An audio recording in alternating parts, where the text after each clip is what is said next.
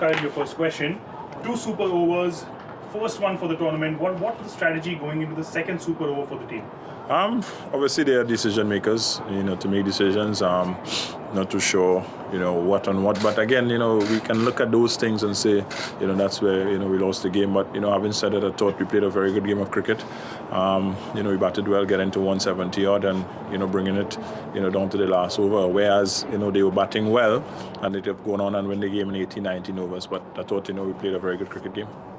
In the first super over, Rohit and Quinton went ahead of you, Hardik, Krunal. Was it because the target was relatively lower? I want to assume and think that, it's 6 runs, 6 balls. These guys are world-class cricketers, opening batters, could play cricket shots. But again, it didn't work. So we'll have a lot of articles and a lot of questions of what ifs and what could have happened. But at the end of it, sometimes you just have to make that right decision and back whatever happens at the end. And 2 matches played in Dubai, both lost in the super over, and the team hasn't been able to record a win at this venue as yet. How different is it from Sharjah and the stadium that you guys have been playing? No different. It's cricket. It's same 22 yards, just different environment. But when you look at it, we won't roll over in the 2 games that were super overs. So again, for us, it's just a matter of pinpointing the areas where we can improve as a team. And once we do that, we come back stronger as a unit. You've been playing some very, very good cricket. Let's not take away that fact. But having said that, we won't be able to cross the line today, and that is what we accept. Kieron, how much of an advantage is it to have a bowler like Jasprit Bumrah in the fold, and especially when the match reaches a super over? It's good. He's a world-class, cricketer. He has been number 1 in a couple formats, for a long period of time. He has, learned and he has gone leaps and bounds, for us, in Mumbai Indians. Have been around a while now. So again, we have that comfort in him. A couple of years ago, we had a fit and firing Lassit Malinga, and he has taken, that mantle now. So again, it's always nice for us. It's just a matter of us putting runs on the board, for him to defend and let him go out and do his thing. Kieron, last question. The loss after 5 wins, what's the focus area for the next coming up games? Just a matter of improving. Each and every time you step on a cricket field, it's to improve and to do better, for us. So we will look back, we'll analyze the game, the guys will sit back, the management team will do that, and we'll come back with a better plan and hopefully get 2 points come the next game. I know you guys are accustomed to us winning cricket games, so, we'll try to go ahead and, plan properly and come and execute. Kieron, thank you so much for your time and all the best for the next game. Thank you. We have Chris Jordan from the winning Kings 11 Punjab.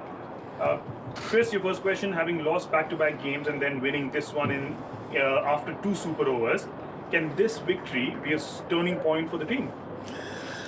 Yeah, I'd like to think so. I feel like the way we've played a lot of our games this season, they could have very easily ended with us on the winning side. Unfortunately, that wasn't the case, but I think from the last 2 games, especially the kind of team spirit and camaraderie we've shown as an entire team, an entire unit, an entire franchise has been second to none. Yeah, it's just glad that we're getting a little bit of luck go our way now, but obviously you can't rest on it, but you must enjoy nights like tonight when you think you have it won and then you lost it and then you won it again. So I think the most important thing is that we got the win, so hopefully this can give us some momentum. Chris, KL continues to be in tremendous form. Gale and Kieron also are getting good starts. How would you rate the team's batting today?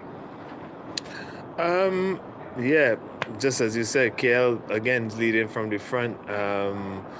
Obviously, Mayank didn't come off today, but both of them have been giving us tremendous starts at the top, and it's not really been reckless cricket, It's been real control shots. It's been good running between the wickets, and then yeah, you've seen the impact that the legend himself, Chris Gayle, has made in the last 2 games.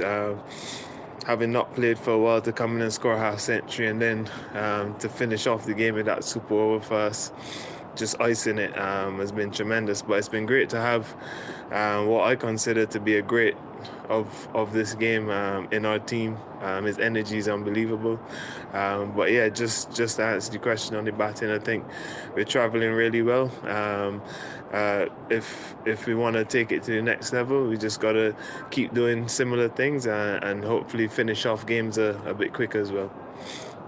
Chris, we're curious to know why Gale wasn't sent out to bat in the first Super Over. What was the rationale behind it? I think you're asking the wrong person, to be honest. But look, we have some tremendous players in our dressing room, and as you've seen so far in this tournament, Nicky P's been in tremendous form. The skipper himself has been in tremendous form. It could have been any two of like 5 or 6 players, and I think that's a real testament to the way we're batting at the minute.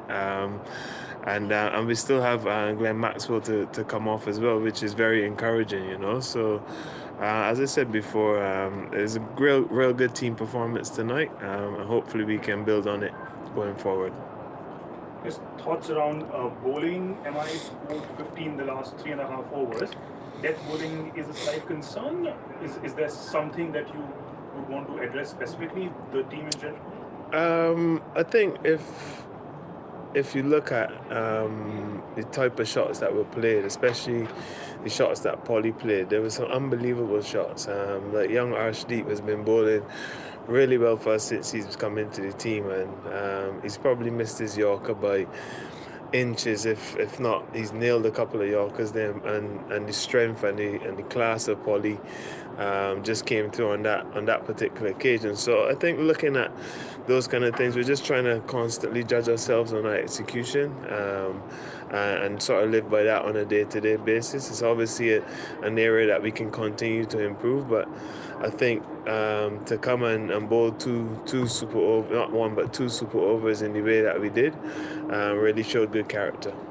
Just lastly about the 2 super overs, what was the mood in the camp when through the 2 super overs? What was the conversation through there?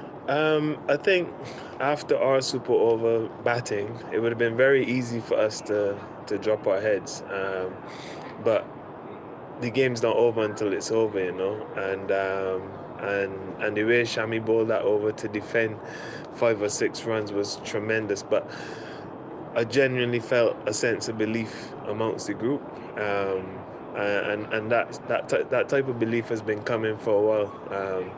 So when he did defend it, we did feel as though the momentum swung back our way, and then luckily I was able to put together a decent over, and then the guys finished it off with the bat.